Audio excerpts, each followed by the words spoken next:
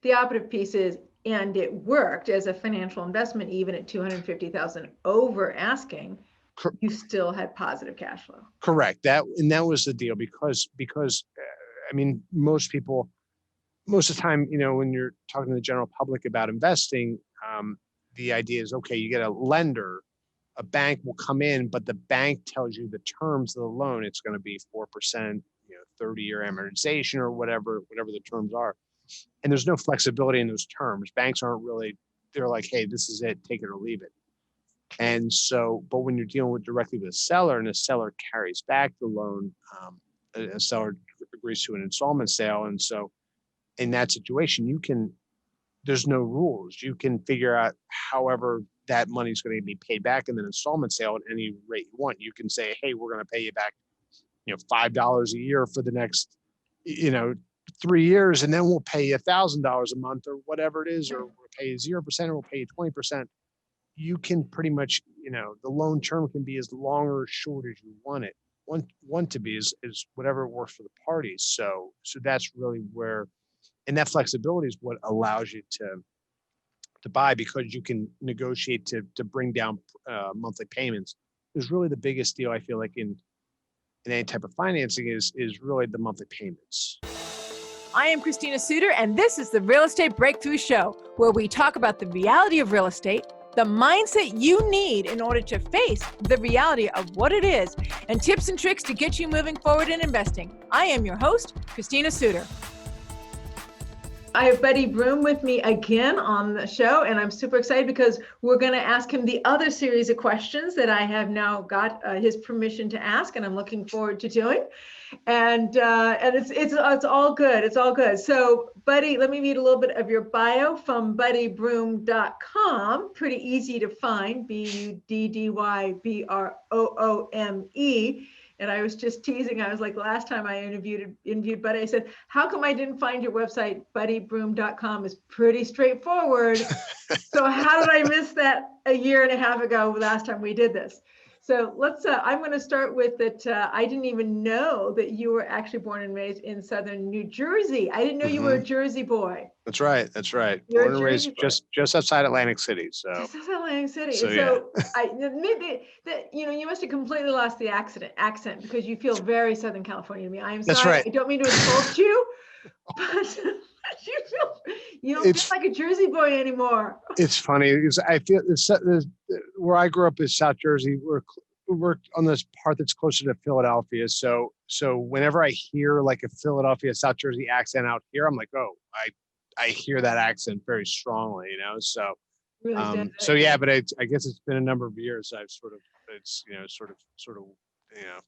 I lost it or what have you. Every once in a while, I'll say things. My wife's like, "Whoa, where'd that one come from?" So yeah, so every once in a while, it still pops out. So it just depends. Well, the accent pops out, but I mean, Jersey boy, you don't mess with Jersey boys, right? That's right. I guess that's what I try to tell people, but people never listen to me. So they Well, okay, so let's keep going because they'll find another reason why they shouldn't mess with you. So you graduated from high school, you stayed at the University of Pennsylvania, moved to Spain, worked in a fish market in Madrid. That's right. Then went to law school at the University of San Diego. Now, if you're a Jersey boy who went to law school, now that would give me pause on messing around with you. Right. I'm just saying. So yeah, so it's a bad combo. It's a bad combo, but yet I know you to actually be really quite a relatively pleasant being to talk to. So I'm just. Now I appreciate that. I appreciate that. Okay, that's good. That's good. Because I don't want to insult you, but I do have to confess, I do actually generally like New Yorkers. But you usually get a sense for when you're talking to a New Yorker. I mean, they take no crap whatsoever, and they do nothing but hand out crap. So it's to me, it's a lot of fun because I'm good with messing it up with them, and they're a little like, "What do you mean you're a Southern California chick?" I'm like, "Yeah, I know. I can talk really Valley girl, like totally, but." But I guess being a lot of years in real estate, which is, I would say, is still currently a male-dominated field, but it's Mhm. quickly going to be much more balanced. But I Yeah, started 30 years ago, where it really was really kind of was all male. guys. Hmm. And so, I learned to just kind of mess it up with the best of them. That's right. Some days, some days, don't catch me when I'm feeling too female tender turtle, though. That's right. That's Those are right. not good days for me. All right. So let's see. So after law school, you started to work as an attorney in a larger law Mhm. firm in LA, and you had no understanding of investing. And then you met your wife, Christina. Lovely name, by the way. Thank you. That's right. That's right. Great name. I think she's a great name. And she's the one who got you onto the Rich Dad Poor Dad book. And that's when you guys started focusing on your financial freedom. So, That's and then right. you took the plunge and purchased your first property in August of 2008. And then the crash happened. And that was probably incredibly educational for you. For sure. It was extremely educational because once that crash happened, I mean, obviously, like the property we bought, we saw the same, identical properties, just 6 months later at 60% of the value of what we purchased it for. So you're like, oh my gosh. Yeah. And on top of that was negative cash flow. So we're like, whoa, this is a doozy here. And when that happened, obviously that was hard. So we had to make a lot of major adjustments to our life. We had to make our mind, are we going to keep this property or not? And then we decided, okay, we're going to keep it. Then we had to make up some major life changes decisions. I mean, we ended up moving into it. It's multifamily, it was like a whole lot of stuff. And we're like, okay, just to be able to keep it. And we were fortunately able to keep it. But at the same time, I remember, everything at that time was so cheap. Everything crashed. I'm like, oh, wow, this is it. Like we can do this thing. This is when things, this is the time to buy.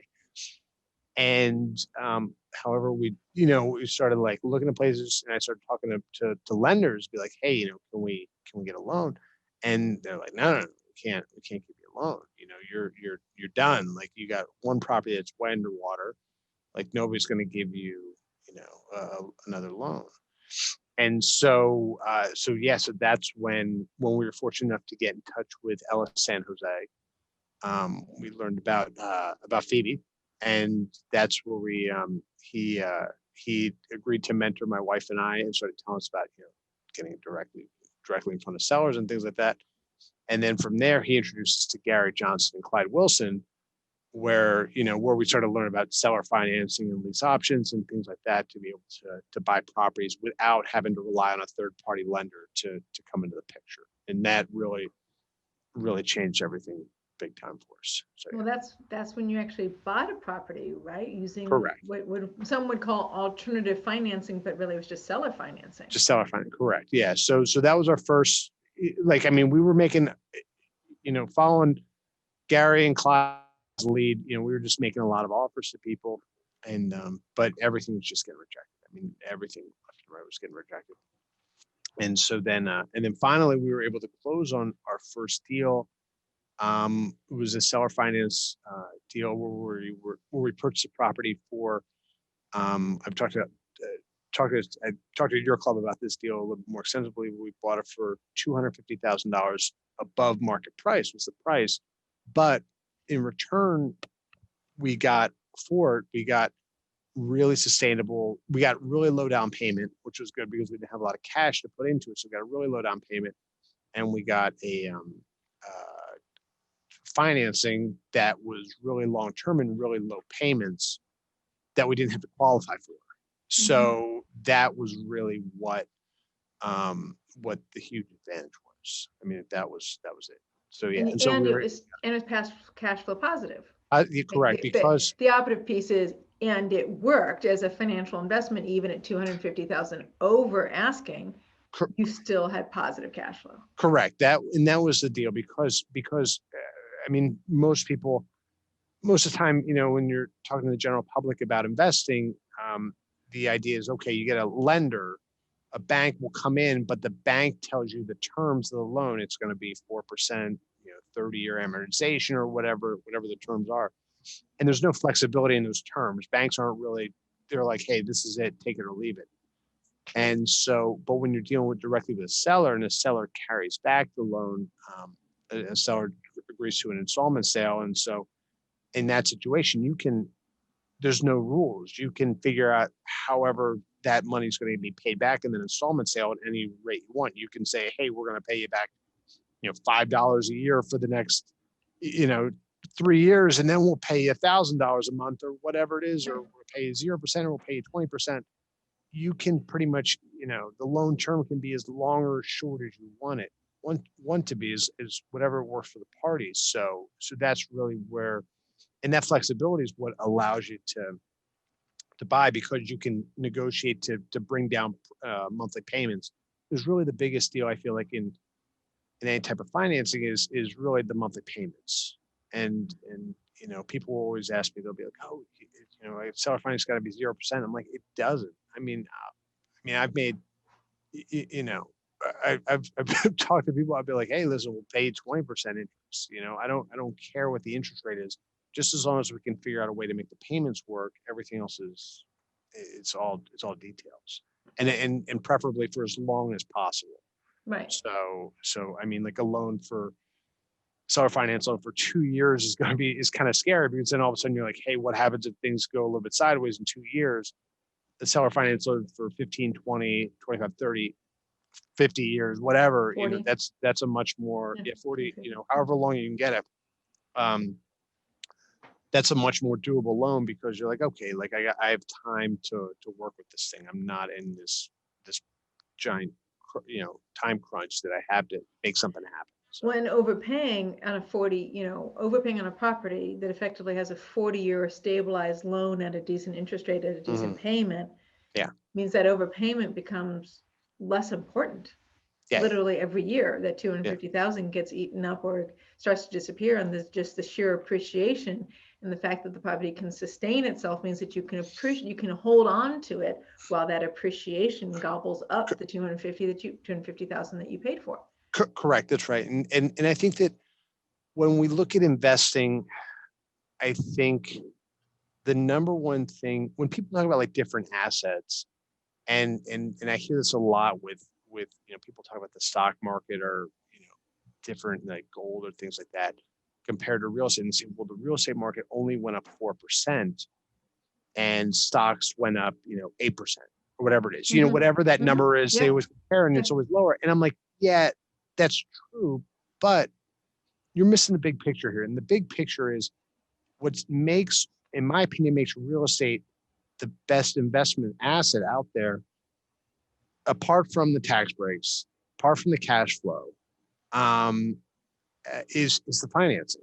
The leverage is what makes it. And I once heard someone say this quote that says, there's more, what was it? It was a pretty funny quote. It was something like, there's more idiot real estate investors than there are smart investors, there's more millionaire idiot real estate investors than smart millionaire real estate investors in any other asset class. And I think that's true, because people, if you're buying real estate, you're buying it with leverage.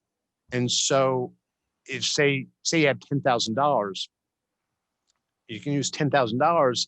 You buy $10,000, you're going to buy $10,000 of Apple stock. You can only buy $10,000 of Apple stock. And you get the price earnings ratio that's available on that $10,000 of Apple stock. And that's right. They're willing to give you. And that's it. That's all you get. That's it. And if $10,000 goes up, let's say, 10% in a year, that's $1,000. It's not bad. It's a really good return. You'd be like, 10% is a really good return.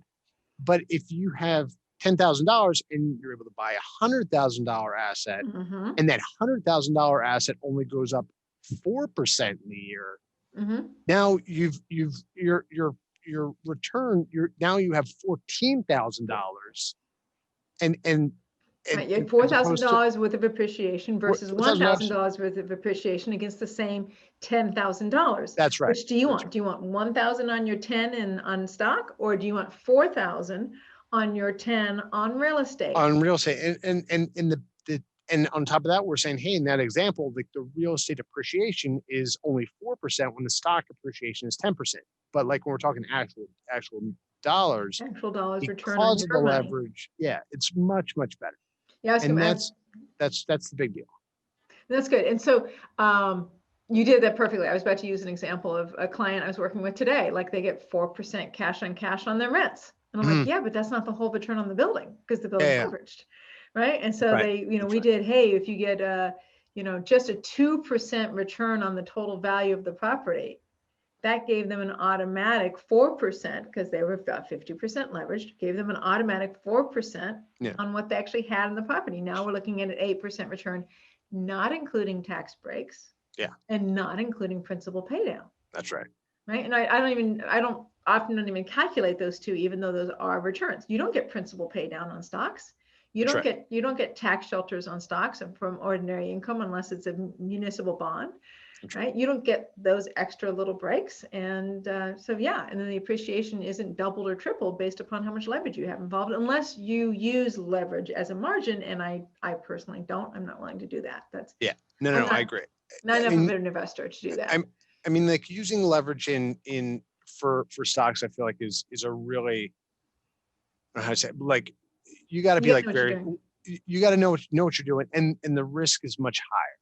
Like the risk is really, really high. I mean, you cannot get 30-year financing at whatever it is, 3% or 4%. Right. That's not available to buy Amazon stock. That you can't do that. Yeah.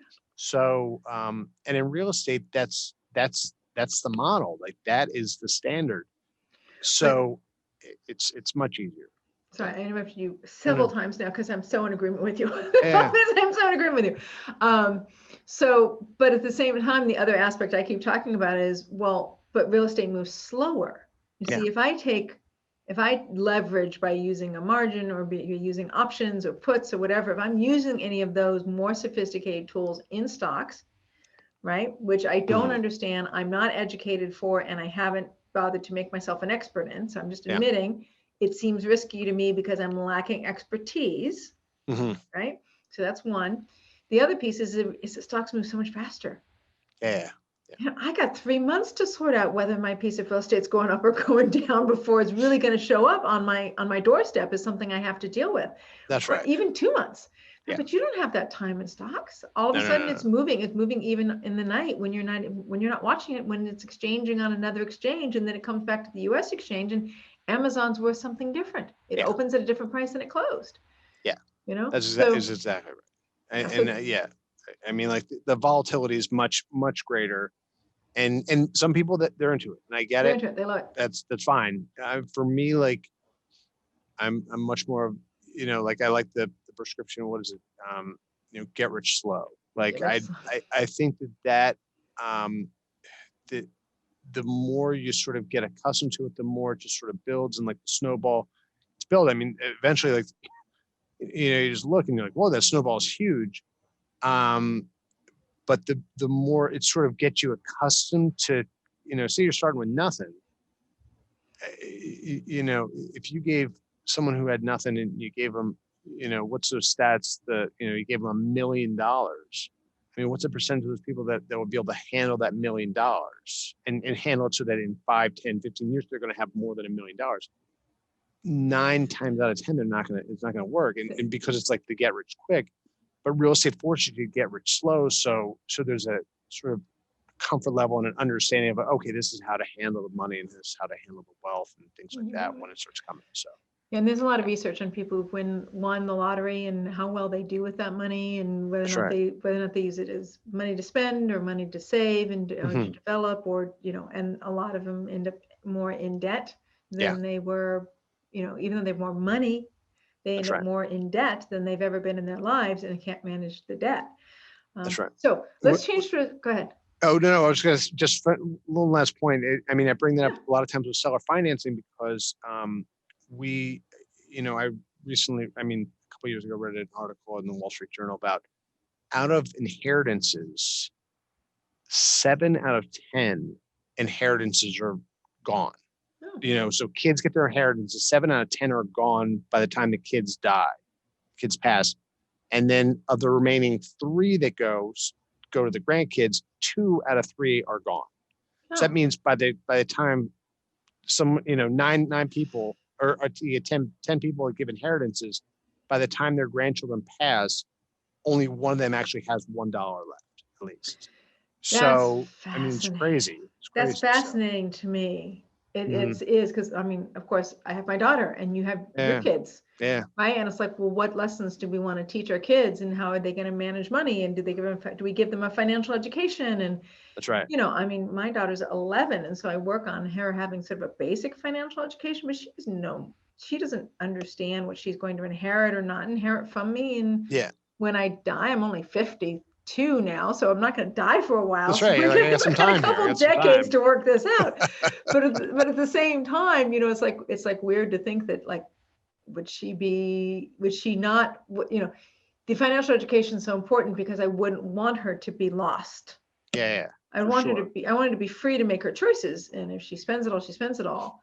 But I Mhm. also have a complete side note. So complete side note, Mhm. just in case, I call it the idiot insurance, right? So Yeah. my mother had it on her, which is that when she passed, so then the insurance would pay out to us whether we messed up in our lives or not, because it was her Yeah. life insurance.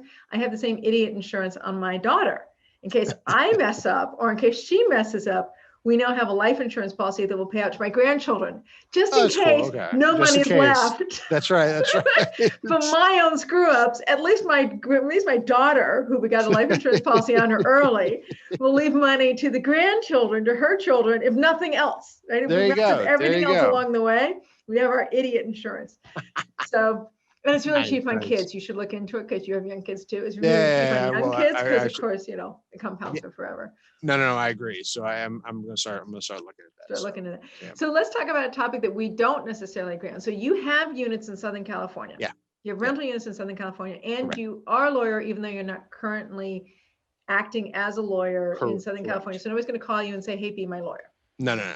No, So, but you own units in Southern California, and I don't want to own units in Southern California. So Yeah. talk to me about the current legislation and how you feel like it's affected your ownership or affected your current units, not just COVID, but the legislation of rental control that has gone through and a variety of other things. Yeah. So, I mean, listen, like I don't.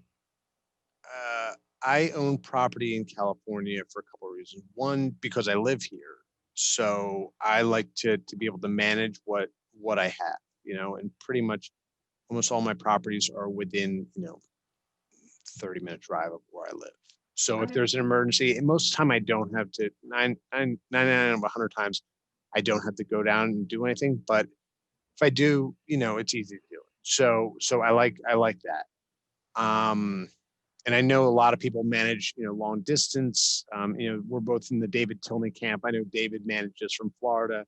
And I know a lot of people will hire property managers, but I like managing myself, and I've adopted a lot of David's things, but I still like to be there personally. Okay. So that's one. Two, I just think, like the appreciation in California is so good. The appreciation in California is really, it's just, I've certainly kicked the can on looking at other places, but the appreciation in California is really what keeps us in here. And so with that being said, it's definitely managing properties now in the last couple of years become much more challenging with statewide rent control has made it much more challenging. And the problems that I've found from that are the rent increase cap is not that great. Give us a quick summary on it. So the rent increase cap was, The rent increase cap is, I believe it's 5% plus cost of living. So it depends on the area. So most areas are going to be around 8% in that range. And I'm pretty certain that's the what I've heard too. Yeah. Yeah. So, That's my understanding as well. and then after the first year, so that's part one. Part two, the major part is that after the first year, someone's been a tenant, because we do only month-to-month leases for our units. I tell my tenants, hey, like, I want you to live here for as long as you want, but just our company policy is always month-to-month leases. And but now with rent control, if the person's been there for more than a year, to remove that tenant from the unit, you need cause, which means there has to be a certain number of violations that person's done, and you have to cite that into, you have to give them notice of the violation. And sometimes they get a chance to cure it, sometimes they don't. Whether that be failure to pay rent, or, a violation of the lease, or illegal activity on the unit, whatever it is. And the state spells out the reasons for cause in the statute. What are the most common reasons for cause? Like the one I would say always used was failure to pay non-payment of rent. But failure to pay rents. I mean, the easiest one. Yeah. And then, but what about illegal activity? I mean, I've owned properties where I literally had drug dealers doing drug deals on my property, and and so that's cause. So you can get rid of them for cause. I mean, I think the harder thing is, like in sort of my past life as an eviction attorney was, I remember having a trial where one of the tenants was just being really, really nasty to other tenants, but there was no physical violence. There were some threats. There's some things that could be viewed as threats, and all the tenants, it was sort of like it was like a tic-tac-toe board, and the bad tenant was in the middle. You had 3 tenants above, the tenants on the side, and tenants below, and all the other tenants were leaving because this really bad tenant, and it wasn't anything, but you go to trial, and the judge, you got like a judge who's like, I don't want to kick someone out of the place, rent control, it's a nice place, this person had no place to go, and you're like, yeah, but everybody else is vacating. Yeah, I keep paying the bill on his bad behavior. I keep paying the bill, and all these other people are leaving their home because this person's bad behavior. It's not nothing necessarily that's like egregious where you're like, yeah, the person pulled a gun on me or did something crazy, but it's enough where the other people are like, I can't live near this person. Yeah, that's a great example of how it can be difficult to evict in a state that has statewide rent control. I don't even buy previous to statewide rent control. When I did own in California, I avoided rent control areas. Yeah, and so did I. I mean, like I definitely avoided it. And rent control is, it's got levels here. So even Santa Monica is worse. Places like Santa Monica, LA, city of LA, West Hollywood, like those places are San Francisco. And I think part of Beverly Hills also. I think some places. Yeah, so I think those are the 4 that are. That's my memory. Brutal. Yeah, and so like the rent control in those places is really rough, and so it's that's even worse than the statewide stuff. So tell me about this. So this bad tenant. So what were you able to do with this bad tenant? We like that this was years ago, and the offer, we went to trial and we lost, but beforehand, the offer to move was, hey, give me $25,000 and I'll move. This was like early 2012 or something like that. So now like the move out cost is probably might even be higher, but just for like that bad behavior, you're like, okay, like, come on, and the owner was certainly not going to pay that. Okay. But that's sort of the frustrating part of having rent control is having to deal with that. Like I said, statewide rent control is not quite as intense. It's a little bit easier, but it's still frustrating. So But it hasn't caused you to drive yourself to sell your unit. No. I like I said, I think the advantage is still because I live here, 1, and because 2, I like all the properties I own, and 2, just the appreciation in California is really, really nice. So, you just take the good with the bad with that. Okay. But I think, not having just cause makes it much more challenging as a landlord, and can make a building much less pleasant for certain tenants. So that's challenging. But you just deal with it, I guess. But like I said, statewide, I still will avoid. I won't go into Santa Monica or LA or West Hollywood. I wouldn't go into those places. So it sounds like both based upon the fact that you follow David Tilney's, suggestion or program, right? Which definitely, if you use David Tilney's screening, then you probably have some pretty high quality tenants. Yeah. Right. Yeah. My favorite joke about David Tilney's screening was when he said that, on his checklist, you ask if they own a vacuum or not. And That's right. I find that funny because I was that tenant when I was in my 20s that didn't own a vacuum. Yeah. So David would never rent it to me. And he was absolutely correct to not rent to me when I was in my 20s, when I didn't own a vacuum, because I really didn't believe that the carpet needed to be vacuumed for 5 years. I lived in that unit for 5 years, right? And I had 3 cats. That's 5 right. years, That's right. 3 cats, no vacuum. No vacuuming. So like, I'm exactly the tenant David would not want to have, right? Mhm. It's a place, I mean, the carpet was horrible when I left, right? So, Yeah.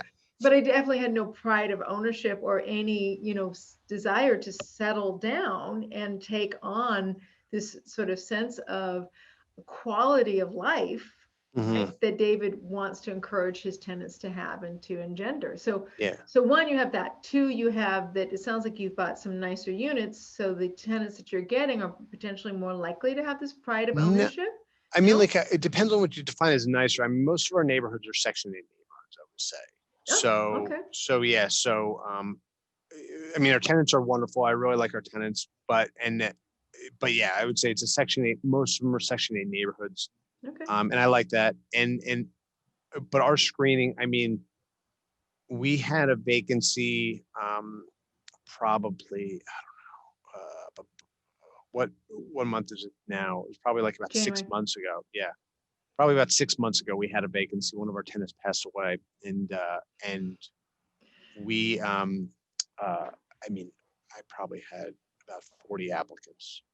I mean, like, it was just, I mean, my application process, I mean, through the David Tilney method, I mean, I'm like, it's pretty rigorous. I make sure that the person really has to work to complete that application, because I want the person to show like some sort of commitment that they want the property.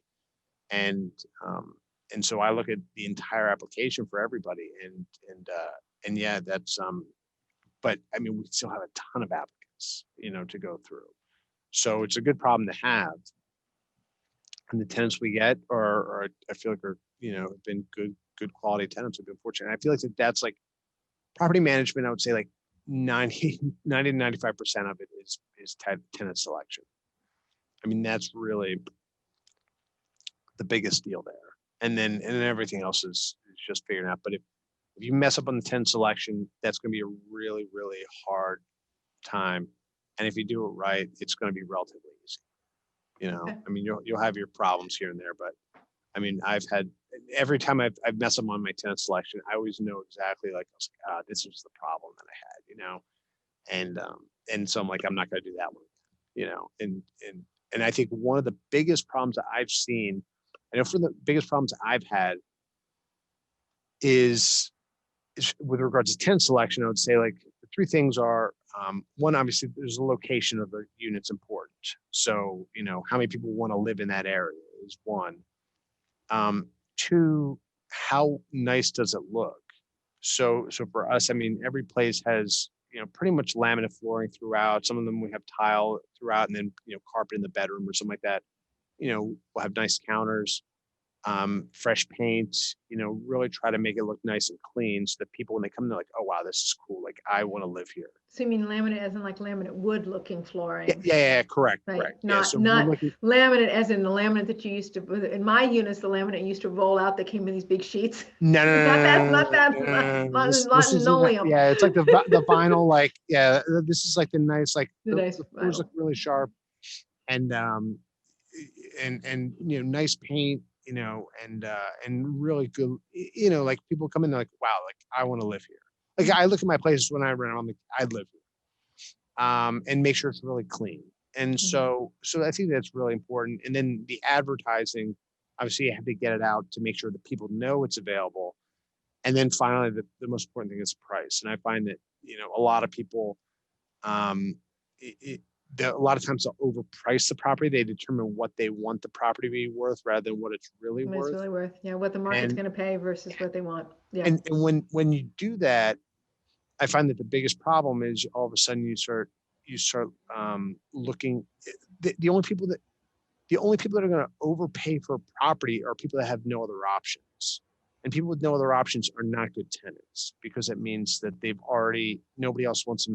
They're probably coming off evictions. They're probably, doing a lot of stuff that you're like, hey, I don't want them Or they're new to the neighborhood and they're not gonna stay very long. They're not going to stay very long. Or they're whatever. just getting oriented and they don't know if they're in the right location or not. That's And they're right. just like, give me a place. I just need a place to be. I just need a place. I just moved in from Milwaukee. Like, hey, like I need a place tomorrow.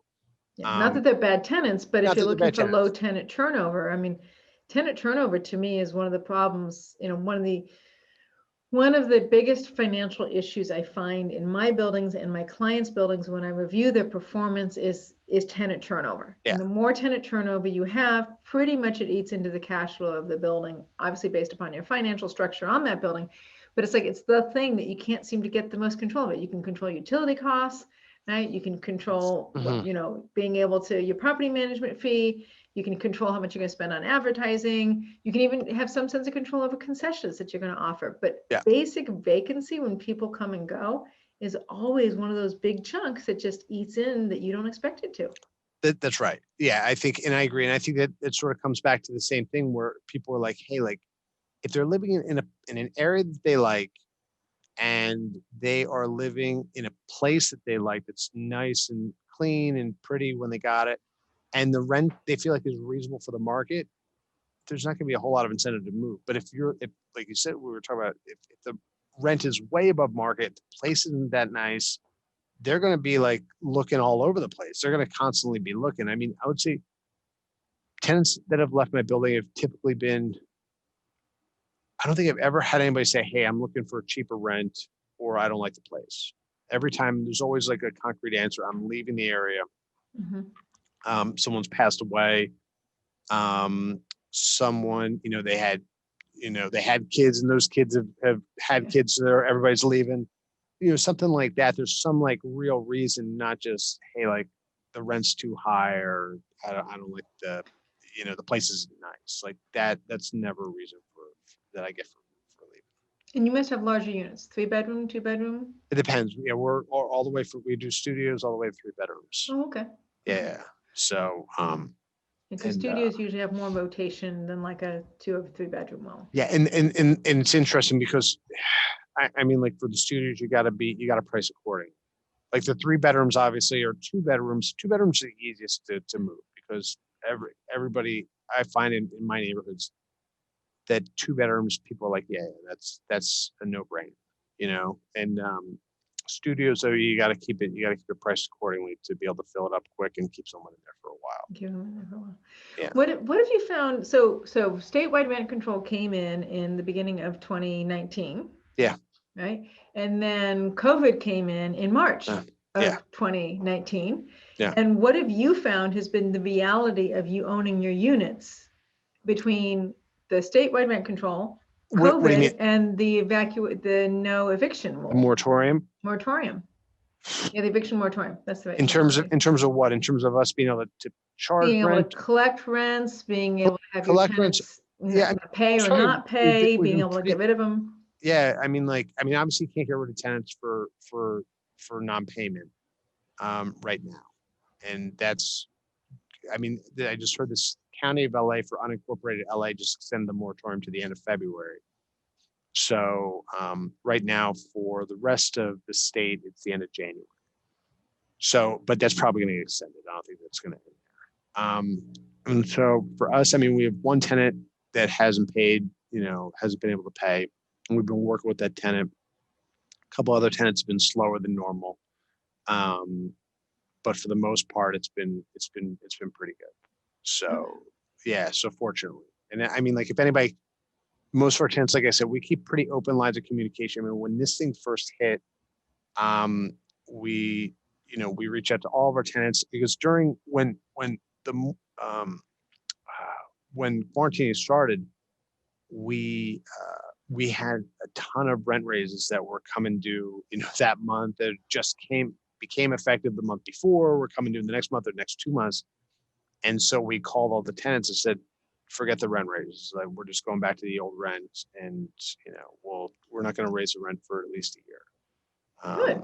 That probably earned their loyalty and their willingness to stay in communication with you in an authentic way.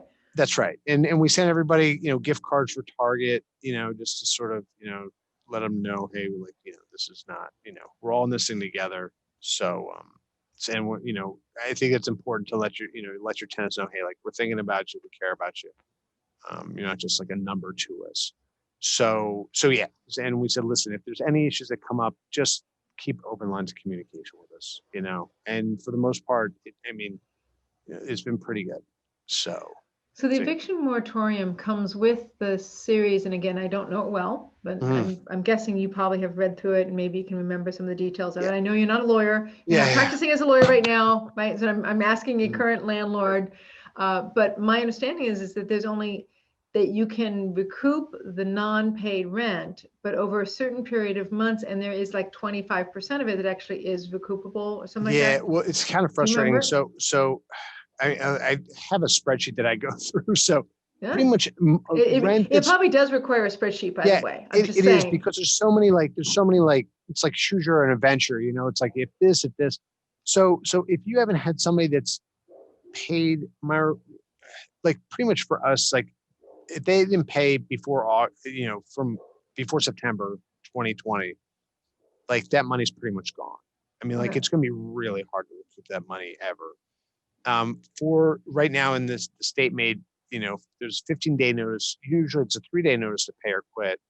The state has made it now 15-day notice, and you got to show, hey, which months from September till January have they not paid, how much is owed, and then you got to give them a declaration that the tenants have to fill out that says, yeah, I've been affected by COVID, and swear under penalty of perjury and so on and so forth, that they have to send back to you. If you serve them the 3-day notice, and it's got instructions on, you know, what they can do. And then if they pay 25% of the outstanding rent, you can't evict them. Okay. But if they don't pay, you can, but who the heck knows what's going to happen in 3 weeks? You know, I mean, we don't even know if the moratorium is going to get extended, but the rest of the money is recoverable, but it's recoverable in small claims court or general civil, depending on how much it is. And who knows, you know, I mean, most tenants are not going to have assets. It's going to be hard. It's going to be really, really hard to collect that money. I mean, you can get a judgment on them, but I mean, collecting that money is going to be a doozy. So, but there are requirements, you know, if you have a tenant that's, you know, above average income, you know, things change and things like that, with regards to requirements, because they also don't want people that, yeah, I got the money, I'm just not going to pay my rent. They don't want that to happen. So, but yeah, the general idea is, hey, 15-day notice to pay or quit. And pretty much from September till now is the main, I mean, there's a separate notice that you got to give for anything before August, but September to now is the big deal. Okay. And they can pay 25%, then they're okay. But like I said, I think everything's super fluid. I mean, like, I don't think this moratorium is going to get lifted at the end of the month. So let's talk about moving forward. So you've got your units, you're not going to sell them. You're comfortable with continuing to hold on to them. You're comfortable with managing that I'm going to put words in your mouth, that this moratorium, eviction moratorium at some point is going to be over, and that your buildings are still going to be buildings that you want to own. Yeah, for sure. Absolutely. So would you, on your next round of purchasing, would you purchase in Southern California? Would you purchase something different? No, I'd pretty much do exactly the same thing. I mean, like I would, you know, I mean, I think our buying strategy is not very exciting. Like, we're pretty boring. Like, there's nobody's going to be making any HGTV documentaries on us because it'd be very boring. I mean, like, pretty much what we have is, well, maybe when you're 80, we can maybe go back. I'm 80. I'll do a story. Finish with your statement, and then I'll do a story for you. There's about an 80-year-old guy. So you go ahead. That's right. So, I mean, like, most of our buying is we've, you know, developed relationships with a number of different owners in the area, like in our farm areas, and we just keep in touch with them, and we just call them regularly, you know, send them gifts for the holidays, send them postcards when we go on vacation, you know, just checking to see how their kids are doing, take them out to lunch, you know, things like that. And you know, for years nothing will happen. Then all of a sudden they're like, hey, I got this, you know, huge building I want to sell, and we're like, yeah, you know, let's do it. And so I mean, prices are really high. So, I mean, like a traditional deal, you know, I mean, like, I'm not turning it down. Like a retail deal, I'm like, okay. Like, retail deal want cash flow generally. Yeah, I've seen won't. a few. I've seen a few. I've had 2 clients in the last year and a half who've managed to buy deals where we go, hey, it's going to be net neutral. Great, let's buy it. Net neutral is great. I mean, like, that's right. Great. You know, like I said, I mean, if you're buying in California for the most part, I think you're buying for the appreciation. So if you're buying net neutral, you're like, yeah, I can hold on to this thing. Yeah, I can hold on to this thing for 5-10 years from now. I'm not going to be upset that I can be disappointed. Right. Yeah. So, yeah. So, so, like I said, I mean, we're just sort of just wait for people to be like, yeah, now, you know, for the last 2 years, I've said I want to sell it. Now I want to sell. Okay. And so, yeah, so that's pretty much it. And the assets typically that they're selling, I like I said, it's easy for me to manage. It's close to where I am. I like, I believe in Southern California real estate. And a lot of times we can get terms on it that, we can buy with either lease options or installment sales. Installment sales are great. I love and that makes the thing work all of a sudden, even though the price might not be, might be above retail or what have you, because the terms are good. We're like, yeah, we'll do this deal. Right, because at that point you've developed a relationship with them, and then you can use some alternative financing that is sort of an installment sale and it's part of their estate, and maybe they leave it on as a note to their children, or maybe it comes due at their death, or whatever it is that you work out with them that works for them, because really they're just wanting to get out of the busyness of the building, but hold on to some version of steady cash flow. So that's right. Installment sale is usually ideal for them, and tax wise it works really well for them as well, because then they don't have to take the whole tax burden on at the point of sale. They get to take a little bit every year over 10 years, 15 years, 30 years, whatever it is they choose. And whatever you amortize it at, I mean, like typically most of that tax hit is going to be, I mean, like as we've talked about before, when we have some 50-year notes, I mean, the tax hit is going to be, the majority of it is going to be between years 40 to 50. That's right. I mean, like, so at that point, you're like, it's a totally different animal. So yeah. And then on top of that, when you're getting those payments in little chunks, it's easier. And we talked about earlier about, inheritance being blown. Yeah. A lot of people will do seller finance because they say, hey, like I want my kids to not have a chunk of cash laying in front of them, which all of a sudden they're going to go and buy a lot of fancy cars with. I just want them to get a steady cash flow so that they can keep the lights on and maybe send their kids to college and things like that. Right. Give them a chance to have a little bit of stability in their life. That's right. Exactly. That, just something that's a baseline for them. Mm-hmm. Exactly. So yeah. So I think that answers all of my questions for now. Cool. I don't know if I won't come up with more questions, and we'll do this again in another year and a half. I'd love to. I had a great time.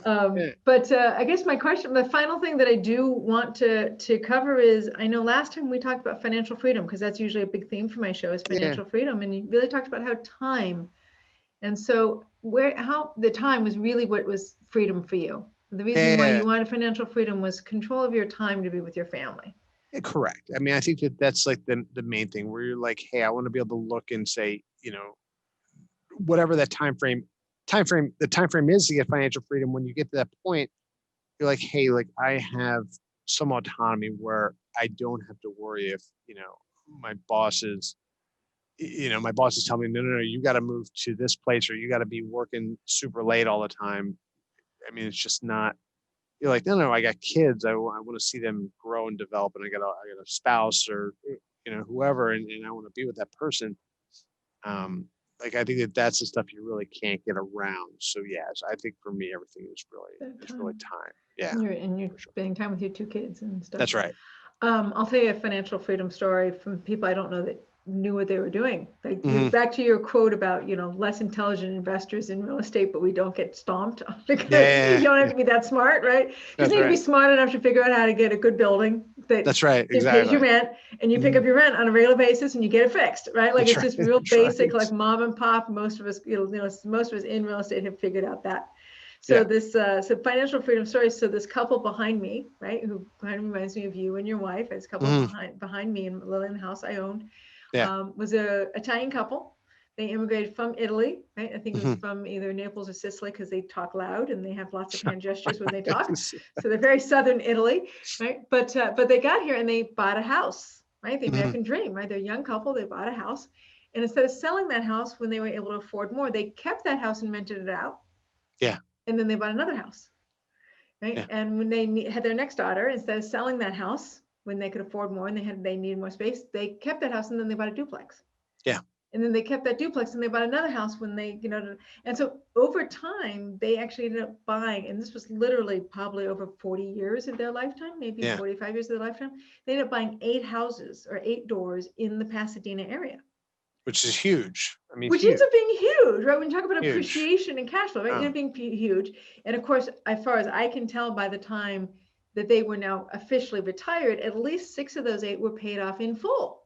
Yeah, yeah. Right? So they were collecting rent relatively free and clear in the Pasadena area, probably averaging a minimum of $2,500 to $3,000 a door, because they were buying primarily houses and not apartments. Right? So let's say 6 of them are free and clear at $3,000 a door. I don't think they're upset about their financial freedom when it came to their time for retirement. That's right. And if they ever needed, they're ever like, oh my gosh, I'm in a pinch, I need a big chunk of cash. I mean, like having a free and clear house is the easiest thing to borrow Easiest thing to off get a of. big chunk of cash against. Yeah. So that's the boring, slow financial freedom story. And yet how many of us would be perfectly happy and grateful to have 6 to 8 perfectly fine single family or duplex family houses in Southern California in a stable neighborhood, whether it's Pasadena, Altadena, Long Beach, or wherever it is that you want to own. Yeah. And when you're ready to retire, you've got this cash flow that works. Yeah, it's super easy. It's super boring, but I mean, part of the problem. It's super boring, but let's hear for super boring investing, boring. Right? And I think that's, I hate to say it, but I think that like people, a lot of times people are not interested. They want the excitement, they want the rush, and if you just stay boring, like I always joke, I'm like, hey, if you want excitement, go skydiving. Right. Don't get excitement over your money. Like that should not be where you're getting your rush of like, oh my gosh, it's this stock thing doing this or this asset doing this. No, that should be boring. That should be like, I don't even think about it. And then, like I said, if you want excitement, go skydiving. But I mean, as long as you keep your money boring, it should be, that's okay. That's okay in my book. So I'm with them. Well, let's hear it for boring investments. Okay, so if anybody wants to take your financial course, when you do offer it again, when your wife gives you permission, the kids are old enough. I have the same problem. I only get permission to do a certain amount of real estate work with my husband too. He is, I'm only a certain number of nights he'll relinquish me for even doing my own clients, right? That's right. So I totally understand this is totally not a judgment. But when COVID is done and you're offering your financial courses again, right? Let's give them their information. Also, let's make sure they can get to your website, because you're now having, like I said, I started this whole thing with like, oh my God, there's this great buddybroome.com website, which actually does have some products on it for sale as well. That's right. Having to do with alternative financing and financial freedom. So give them the website and let's talk about it. So it's my name, buddybroome.com, BUDDYBROOME.com. And on the page, you can get, all you have to do is sign up for my newsletter and you get a free introduction to real estate investing and seller finance guide. It's about like a 25-page little guide that I wrote up that I think is really helpful and helps you, when you're starting off, what to look for, what to stay away from with regards to properties, and also sort of a bare bones understanding of installment sales. And then also I sell on my class, I sell a DVD version and an online version of my class. It was pre-recorded a couple of years ago. So it's the majority of my class I still teach, just recorded. And then I'm hoping to teach. I mean, everything depends on the COVID situation. So when that becomes a better situation, then I'd love to teach again. So everything's just sort of pending with regards to me teaching live classes. So we'll see. Cool. Thank you, buddy. I so appreciate it. You're very welcome. Thank you for having me, Christina. It's wonderful to have you here. So thank you so much. I am Christina Suter, the host of Real Estate Freedom Breakthrough. I do have my course going on in Zoom, I'm sorry to say, but I am doing my course via Zoom. So you can always look at ChristinaSuter.com Right? SUTR. I did, by the way, just redo my website under my own name. So Oh, cool. Very that's so cool. funny. So ChristinaSuter.com, you can find about my courses, and you can find the show on iHeartRadio, iTunes, Spotify. And if you want the video version, you can find it on YouTube, or you can find it on Roku. So Roku TV, as of January, super cool. So check me out, ChristinaSuter.com, and Buddy Broome, thank you so much for your time. Thank you, Christina. I appreciate And it. check out BuddyBroome.com. All right. Talk to Bye-bye. you later. Bye.